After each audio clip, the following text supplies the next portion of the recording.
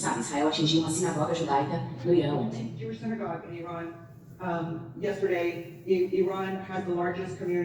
O Irã tem a maior comunidade judaica da Ásia Ocidental, fora de Israel. E tivemos um iraniano. Provavelmente foi a primeira vez que muitos americanos souberam disso. O membro judeu do parlamento iraniano se levantou e fez um discurso furioso contra Israel e sua criminalidade, dizendo que o país chegaria até atacar judeus para prejudicar o Irã. Há tantas coisas que as pessoas estão vendo agora, e sinto que o mundo está mudando em relação a isso. Não dá mais para fingir que não vimos essas coisas.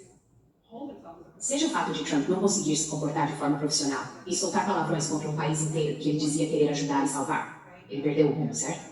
Então, se ele escalar o conflito, haverá uma resposta iraniana. E isso trará preços extraordinários, não apenas para a energia, mas também para produtos básicos em todo o mundo. E ninguém culpará o Irã, todos culparão Trump e Israel. Veja, Donald Trump, essa é algo que se pode dizer sobre ele. Alguém obcecado por ultimatos, obcecado por ameaças, obcecado por arrogância. Ele é obcecado em fazer com que ele mesmo e os Estados Unidos pareçam poderosos e especialmente letais. E ele faz isso principalmente com palavras. E essas palavras, porém, as que mostrei antes, eram tão graves que havia pessoas nas redes sociais se perguntando, pessoas que assistem a este programa, ao seu programa, pessoas que acompanham essas coisas em todas as redes sociais, se perguntando, Trump vai usar uma arma nuclear? E então, de repente, o The Guardian noticia que o círculo de assessores de Trump está preocupado que essa retórica indique que ele pode estar pensando em usar uma arma nuclear. Trump está sob uma pressão extraordinária. Quero dizer, ele não está apenas ouvindo os figurões do Partido Republicano dizendo você está arruinando nossas chances nas eleições de meio de mandato. Mas, como você pode ver, a administração dele está se fragmentando, certo? Alguns dos seus membros mais leais já não estão mais lá, e outros, segundo relatos, estão na fila para serem demitidos. E então, é claro, também houve algumas demissões militares, e surgiram perguntas sobre por que a demissão de altos funcionários aconteceu. Eles eram contra a guerra ou contra certas táticas, como colocar tropas em solo? Desculpe por isso. Foi por isso que eles foram dispensados? Ouvimos há alguns dias pela televisão israelense que no Líbano há soldados largando as armas e fugindo, sabe? Eu faria o mesmo. Se eu estivesse no lugar deles, eu faria o mesmo. E eles estão tentando fazer de tudo para garantir que ele não consiga negociar uma saída, eliminando qualquer pessoa com quem ele pudesse negociar, certo? Agora, Hahazi, obviamente, ao mirarem Kamal Hahazi, o assessor do líder supremo, bem, eles não conseguiram matá-lo. Mataram a esposa dele. Essa foi outra tentativa desse tipo. Mas aqui está o quê? Assim você pode entender por que Trump, já que ninguém ousa conter suas gravatas, certo? Dá pra ver que eles preparam discursos para ele, mas ele sai do roteiro, não é? Podemos até nos envolver em ajudá-los a reconstruir seu país. E sabe de uma coisa? Se for esse caso, a última coisa que queremos fazer é começar pelas usinas de energia, que estão entre as coisas mais caras, e as pontes. Então foi isso que ele disse, Chamei. E os iranianos fugiram, deixaram o país.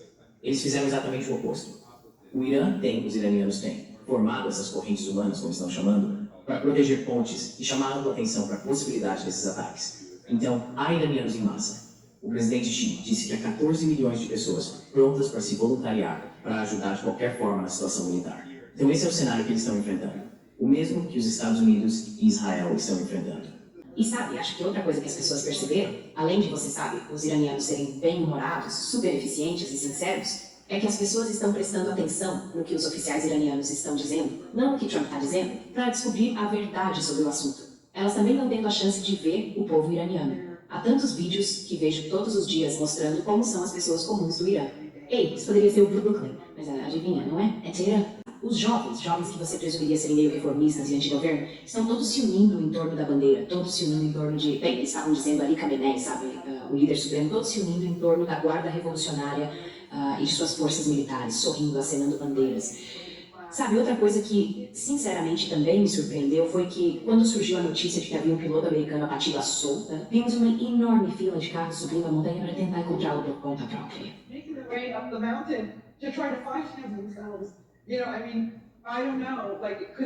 Sabe, quero dizer, eu não sei, poderia haver uma população mais doce e corajosa, disposta a enfrentar a monstruosa máquina militar americana. Certo, a lei da selva. Disposta a encarar isso e fazer os sacrifícios necessários para mudar este mundo. E quero dizer, estou sorrindo, porque nunca em 1 milhão de anos eu teria esperado esse tipo de retórica de americanos comuns. E sabe, no seu programa, na sua sessão de comentários, assim como no nosso programa, The Cradle, e nas nossas sessões de comentários, está cheio de americanos dizendo, por favor, Irã, nós amamos vocês, acabem com a classe Epstein, com todos eles, certo? Então é meio que, quero dizer, estou quase sem palavras. Mas a outra coisa sobre o discurso de Trump é que, com toda aquela fanfarronice, evocando imagens de destruição absoluta, lembre-se, nos primeiros dias, ele era tão cuidadoso para não dizer guerra. Você se lembra disso? so careful not to say war. Do you remember that? Sim. Now he's announcing war crimes. Like by, right? Agora ele está anunciando crimes de guerra, tipo, diariamente. E na semana passada, mais de 100 especialistas jurídicos baseados nos estados assinaram uma carta dizendo que a guerra declarada por Trump, em conjunto com Israel, não era apenas uma violação do direito internacional, mas que os ataques estavam configurando crimes de guerra. E no discurso da mídia norte-americana, também ouvimos isso, Trump anunciando crimes de guerra. Então, não sei qual ele acha que é a sua saída. Quer dizer, Dani, se ele insistir de novo, essa será a terceira vez que ele estabelece um prazo e depois volta com tudo. E se ele fizer isso, haverá um clamor dentro do Irã.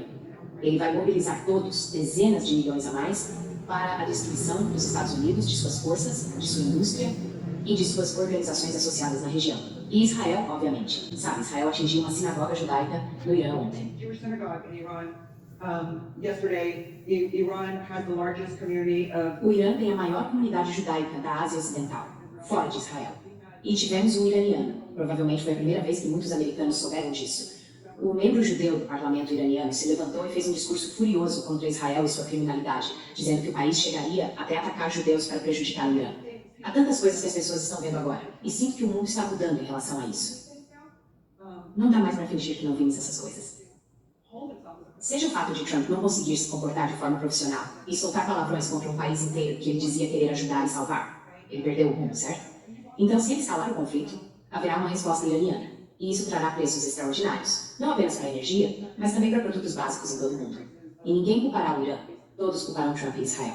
Veja, Donald Trump é se há algo que se pode dizer sobre ele. Alguém obcecado por ultimatos, obcecado por ameaças, obcecado por arrogância. Ele é obcecado em fazer com que ele mesmo e os Estados Unidos pareçam poderosos e especialmente letais. E ele faz isso principalmente com palavras. E essas palavras, porém, as que mostrei antes, eram tão graves que havia pessoas nas redes sociais se perguntando, pessoas que assistem a este programa, ao seu programa, pessoas que acompanham essas coisas em todas as redes sociais, se perguntando, Trump vai usar uma arma nuclear? E então, de repente, o The Guardian noticia que o círculo de assessores de Trump está preocupado que essa retórica indique que ele pode estar pensando em usar uma arma nuclear. Um assessor militar que está sempre próximo ao presidente abriria a bola nuclear. A única maneira de impedir a ordem seria se aqueles na cadeia de comando a considerassem ilegal. Mas os altos funcionários, sabe, essas pessoas que o aconselham, estão preocupados. Eles não fazem nada a respeito, mas temem que ele seja tão imprudente assim. Qual é a sua reação a isso? Porque estamos em um momento desta guerra, e temos dito isso neste programa, em que o governo Trump realmente não tem boas opções para afirmar seus objetivos, sejam eles quais forem. Trump está sob uma pressão extraordinária. Quero dizer, ele não está apenas ouvindo os figurões do Partido Republicano dizendo você está arruinando nossas chances nas eleições de meio de mandato. Mas, como você pode ver, a administração dele está se fragmentando, certo? Alguns dos seus membros mais leais já não estão mais lá, e outros, segundo relatos, estão na fila para serem demitidos. E então, é claro, também houve algumas demissões militares, e surgiram perguntas sobre por que a demissão de altos funcionários aconteceu. Eles eram contra a guerra ou contra certas táticas, como colocar tropas em solo? Desculpe por isso. Foi por isso que eles foram dispensados? Quero dizer, tenho amigos que trabalham no Pentágono, e eles dizem, esquece que era 10 anos. Essas pessoas, eles nem estão mais olhando. O Pentágono costumava ser um lugar de equilíbrio, acredite se quiser. Eles faziam esses exercícios de Red Team, desafiando constantemente suas próprias suposições. E essa acabou, sabe? Agora pessoas obstinadas lá dentro que são só guerra, guerra, guerra.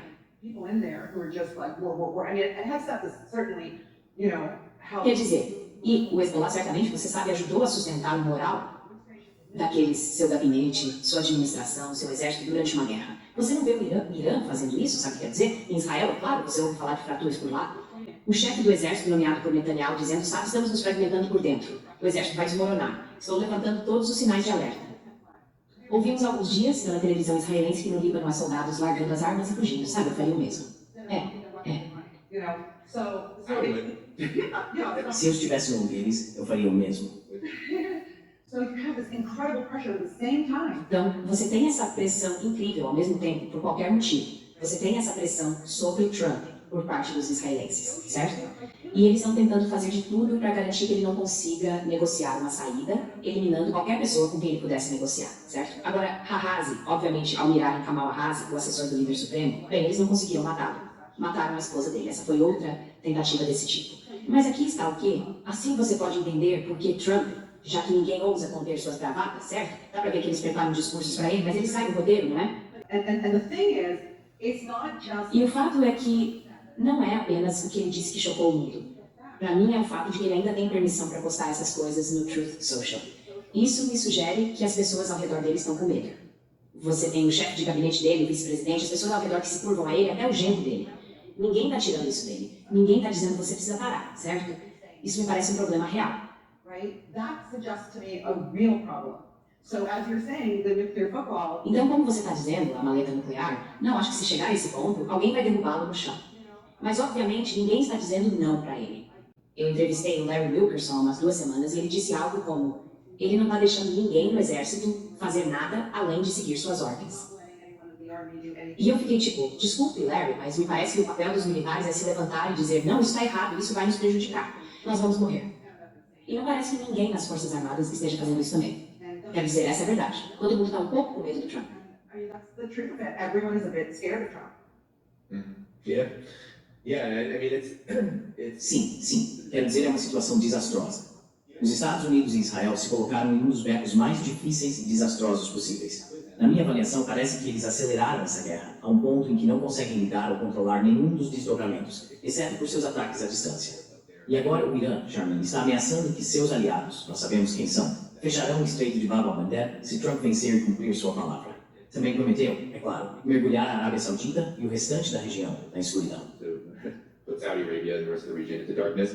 But the Bab al-Mandeb Strait is the big one. Mas o Estreito de Bab al-Mandeb, esse é um grande ponto. É algo que, na minha opinião, muita gente está ignorando, Charmaine. Porque, embora o Iêmen esteja envolvido na guerra, eles basicamente limitaram sua atuação à coordenação com o Irã e o Hezbollah em ataques contra Israel. Mas ainda assim sabemos o que aconteceu. De novembro de 2023 até 2024, foi mais de um ano em que o Estreito de Bab al-Mandeb ficou fechado por causa do bloqueio do Iêmen em apoio a Gaza. E eles prometeram fazer isso novamente, em circunstâncias bem diferentes. Então, talvez você pudesse comentar sobre isso. Qual impacto isso poderia ter e que tipo de carta é essa para se jogar nesse contexto de ameaças? Amid destruction. Yeah, I mean, 20% of the world's energy goes through the Strait of Hormuz, mostly. Sim, quero dizer, 20% da energia mundial passa pelo Estreito de Hormuz. A maior parte disso, praticamente nada, vai para os Estados Unidos, mas o leste asiático certamente depende dele, assim como a Europa, especialmente desde que o gás russo foi retirado de operação. Já o Bab al-Mandeb, por outro lado, é por onde passa uma enorme quantidade do comércio global. Do Oceano Índico, se você tiver um mapa, pode ver, vindo da Ásia, certo? Todo mundo compra da China, do Vietnã, da Coreia. As mercadorias viajam pelo Oceano Índico, entram no Mar Vermelho, sobem pelo Canal de Suez até a Europa e depois seguem para o Atlântico e assim por diante. Então essa é a principal rota do comércio internacional que se move de leste a oeste, certo? International trade. That happens east to west, right? And what happened during the Gaza genocide, E o que aconteceu durante o genocídio em Gaza, quando as forças armadas do Iêmen decidiram assumir o controle daquelas águas e não permitir que navios alinhados a Israel passassem, foi que esses navios tiveram que fazer a longa viagem até a costa mais ao sul do continente africano, o Cabo da Boa Esperança, e depois contornar pela Europa. Desculpe sim, pela Europa desse jeito até o Mediterrâneo, o que é, como você sabe, um enorme desvio. E, obviamente, os custos de transporte, custos de seguro, tudo aumenta. Acho que os iemenitas não precisaram fazer isso porque a quantidade de influência que o Irã tem neste momento, apenas por controlar o Estreito de Hormuz, sem nem mesmo fechá-lo, mas decidindo quem passa e quem não passa, é algo que muda o equilíbrio mundial. who goes through and who doesn't, is world altering. You know, I don't think you need that. But if the Americans Sabe, eu não acho que você precise disso. Mas se os americanos quiserem, e os israelenses quiserem levar isso a um ponto pior, Israel pode ser completamente sitiado. Completamente. Porque o Hezbollah já sabe, em guerras passadas, assim como nessa, alcançou. Então você tem 2 principais portos israelenses no Mediterrâneo, Haifa e Ashkelon, certo? E esses, obviamente, Haifa foi atingido várias vezes recentemente. Depois é o porto de Eilat, que declarou falência, acho que há 1 ou 2 anos. E é lá que os iemenitas estavam atacando, e os iraquianos também. Esse é o porto mais ao sul, que sabe, recebe coisas vindas do Mar Vermelho. Então, Israel recebe 80% de seus bens por navios, pelo mar, certo? Vias navegáveis. Você poderia sitiar Israel, essencialmente. that's going to be safe. E eu acho que, sabe, Israel é a parte que vai ser deixada para depois. Agora, o Irã está tentando preparar e acostumar o mundo a entender essa nova realidade. Certo, nós controlamos isso. Vamos ser justos. Não somos como os americanos. Vamos ser justos. Se você não demonstrar hostilidade contra nós e não tentar minar nossa segurança ou armar nossos adversários, pode passar pelo Estreito de Hormuz, mas terá que pagar. E o pagamento parece até depender se podem ou não pagar. Ainda não há nada padronizado. Então, o Irã, com a ajuda de Oman, um membro do CCG, está trabalhando na estrutura legal para administrar o Estreito de Hormuz. E é basicamente tudo que precisa fazer e pode fazer. É um dos 2 estados litorâneos do Estreito. Oman e Irã. Eles podem fazer o que quiserem. It is one of 2 littoral states on the strait. Oman and Iran, they can do what they want. That's their waterway, right? Essa é a via navegável deles, certo? Então você nem pode, quer dizer, eu sinto que legalmente, de outras formas, o Irã tem um controle total sobre isso. Você pode bombardear todo o Irã. O Irã ainda terá o Estreito de Hormuz. Os preços do petróleo vão disparar, os preços dos alimentos vão disparar, as coisas vão parar de funcionar. Os americanos não vão conseguir os componentes para fabricar seus mísseis. Israel vai ficar sem sorte e será atingido pelos lados iraquiano, iemenita e libanês. The position of our country regarding the present-day crisis in the Middle East is principled, consistent, and objective in nature. We condemn the United States and Israel's aggression against Iran. We respect the sovereignty and territorial integrity of all countries in the region, both the Islamic Republic of Iran and other countries of the Persian Gulf. We reject strikes targeting their civilians and their civilian infrastructure and view this as unacceptable. The Russian Federation undertook and continues to undertake efforts, including at the highest levels, to end such actions. We are striving to achieve a prompt establishment of peace in the Persian Gulf and in the Middle East. Repeatedly broadcasted by the Secretary General of the United Nations, calling upon the United States and Israel to end the war and calling upon Iran to cease attacks on its neighbors. Disregard for the root causes of the crisis in the Middle East, namely the illegal and reckless acts by the US and Israel targeting Iran, is not possible and not acceptable. Causes for the current crisis in the Middle East, namely the US and Israel's illegal attacks targeting Iranian soil, this was something which was not mentioned at all, right? Which disregards the broad context of the situation, would further antagonize Iran, which was already enduring the daily US-Israeli strikes. On the country's territory, vast numbers of civilians are perishing. There are now nearly 2,000 of such civilians who have died, 1/4 of whom are women and girls. The supreme leader has been killed, as have many of the country's leadership. Civilian infrastructure is being attacked, including schools, hospitals, universities, energy, nuclear facilities, including the Bushehr power plant. And this is liable to morph into catastrophic humanitarian repercussions for Iran and for the entire region. We wish to underscore that the Security Council did not agree to a single line with an assessment of these violations of international law. China hopes that peace and stability will be restored to the Strait as soon as possible and navigation will resume. At a time when the United States is openly threatening the very survival of civilization, the current hostilities imposed on Iran is very likely to further escalate. This is a war that should never have happened. And as it continues, it will cause immeasurable harm. At present, the situation in the Middle East continues to deteriorate and hostilities are escalating. The fundamental solution to ensuring safe passage of ships through the strait is to achieve the cessation of hostilities and of fighting as soon as possible. The US and Israel are the instigators of this conflict. The fundamental reason for the disruption of navigation in the Strait of Hormuz is the illegal military actions taken by Israel and the United States against Iran. China urges the US and Israel strongly to immediately cease its illegal military actions. Having heard what was said by our US colleague, we are much more convinced now that China's position is objective and impartial, reflecting the image of a responsible major power that upholds international fairness and justice. Our vote will stand the test of history.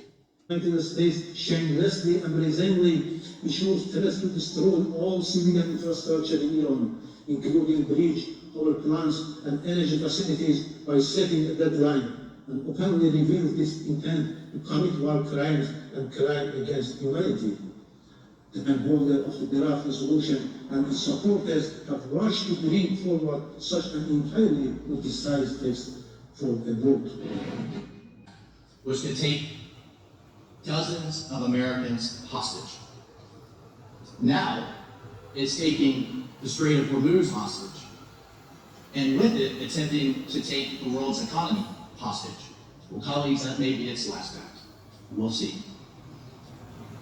Iran has laid mines in the Strait. They are firing upon civilian commercial vessels. These vessels are carrying fertilizer, oil, medical supplies, other critical goods around the world. They are threatening the entire world with energy shortages, disrupted supply chains, and possibly even famine. The Iranian regime has deliberately chosen to broaden their war to the Gulf by firing on our allies, not just US military bases, but shooting in all directions. Just against the United Arab Emirates alone, Iran has fired over 500 ballistic missiles, over 2,000 drones, dozens of sophisticated cruise missiles. Again, not against military targets, against resorts and ports and hotels and civilian neighborhoods in absolute flagrant violation of international law. The Kingdom of Bahrain has sustained thousands more ballistic missiles, drones, cruise missiles, again, against civilian neighborhoods. Iran has deliberately chosen to broaden their war even further. Iran's foreign minister, Arachi, has stated now the Strait of Hormuz is now Iranian territory. That's quite the pronouncement, and that they will treat it as their own territory. Again, holding the world's economy hostage. This was their choice to deny the world oil that's needed to heat their homes. African and South Asian states who need grain and fertilizer to pass freely through the strait in time for planting season in spring. As we speak, colleagues, as we speak right now, 80 UN and international humanitarian groups delivering medical aid, shelter, supplies, and food to humanitarian crises in the Congo, in Sudan, in Gaza, cannot pass through the strait. No one should tolerate that they are holding the global economy at gunpoint. But today, Russia and China did tolerate. They sided with a regime that seeks to intimidate the Gulf into submission, even as it brutalizes its own people during a national internet blackout for daring to imagine dignity or freedom. Now it seeks to punish the world as cynical leverage in its death to America approach to foreign policy. Colleagues, the blight Iran has inflicted upon us, you, and its own people, it did not begin on March 11th. It did not begin February 28th or even today. For nearly half a century, the Islamic Republic of Iran, the world's leading state sponsor of terrorism, has built its reason for existence on the violent exporting of a revolution. It's built its reason for existence on intimidation and terror. Before the consent was allowed, factually, legally, and politically. The draft is entirely one-sided, biased, and indefensible. It distorts the realities on the ground by falsely attributing responsibility to Iran, the victim of translation, while deliberately ignoring the root causes of the current crisis.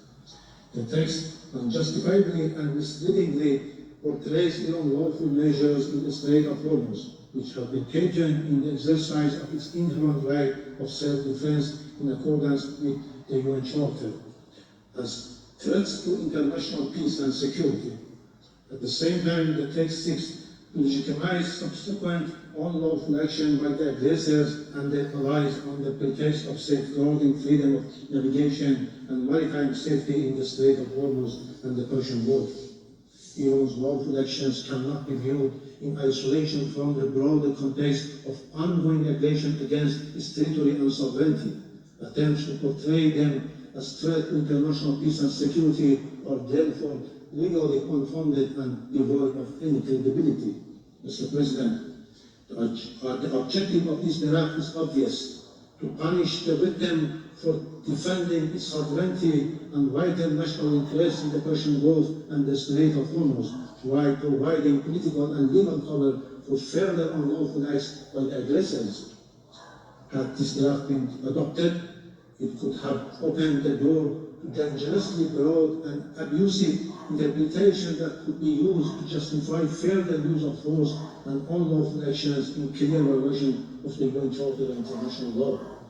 It is regrettable that neither Resolution 2817 nor this draft nor the statement of certain Council members contain any reference to the initiators of the aggressions or the destabilizing conduct in the region, as well as the root causes of the current situation. This clear omission reflects a persistent pattern to politicization and double standards with the Council. Let me be clear, this text will only embolden the United States and the Israeli regime to continue in their unlawful actions and atrocious crime while shielding from accountability. In substance, this was a United States draft introduced under the other names. Today, the President of the United States again resorted to language that is not only deeply responsible but profoundly alarming, declaring that, quote, the whole civilization will die tonight, never to be brought back, unquote. It is regrettable and alarming that while in full view of international community, the President of the United States shamelessly and brazenly issues threats to destroy all civilian infrastructure in Iran, including bridge, power plants, and energy facilities by setting a deadline, and openly reveals its intent to commit war crimes and crime against humanity. The penholder of the draft resolution and its supporters have rushed to bring forward such an entirely politicized text for the vote. Its adoption would have set a dangerous precedent, normalizing the use of force based on the vague and unsubstantiated allegation, undermining the integrity of the UN Charter and highlighting the risk of the broader regional and international escalation. For these reasons, we consider the draft legally indefensible, politically unbalanced, and strategically destabilizing. We express our appreciation to China and the Russian Federation for their responsible conduct, for their constructive approach, and for exercising their veto in a manner consistent with the principle of the UN Charter. Their action today prevented the Security Council from being misused to legitimize aggression. In fact, Russia and China ensured the Security Council would not be instrumentalized to legitimize aggression, and in doing so, they stood firmly on the right side of the history. We acknowledge and thank Pakistan and Colombia who stand, recognizing the serious implication the draft would have had for regional peace and stability. By contrast, those who supported the draft resolution chose to put the blame on Iran while remaining silent on the ongoing war crimes and criminal and the terrorist attack being committed by the United States and Israel against civilians and critical infrastructure in Iran. Their position and their votes today reflect a clear double standard. It exposes a stark gap between their stance commitment to the UN Charter and international humanitarian law and their conduct and practice. Such selective application of legal principles not only undermines the credibility but also calls into question the good faith of the invocation of international law and the UN Charter. Mr. President, we categorically reject all unfounded and politically motivated allegations against my country made in this meeting.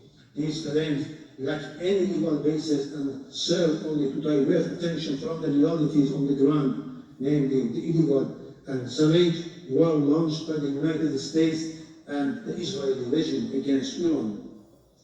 The proposal is clear: to whitewash the atrocious and war crimes committed by the US and the Israel against the people of Iran, and to obscure and deflect from serious violations committed against the Iranian people. Having said, Mr. President, I would like to make the following points. First, the Islamic Republic of Iran, as a responsible state committed to the United Nations Charter and international law, has consistently upheld freedom of navigation and maritime security in the Persian Gulf, the Strait of Hormuz, and the Gulf of Oman. For decades, the Strait of Hormuz has remained open to all vessels, with freedom of navigation and maritime safety effectively maintained. Currently, the Strait of Hormuz remains open. However, the ongoing unlawful and brutal war waged by the United States and the Israeli regime against Iran has created a dangerous situation that has directly affected maritime safety in the region.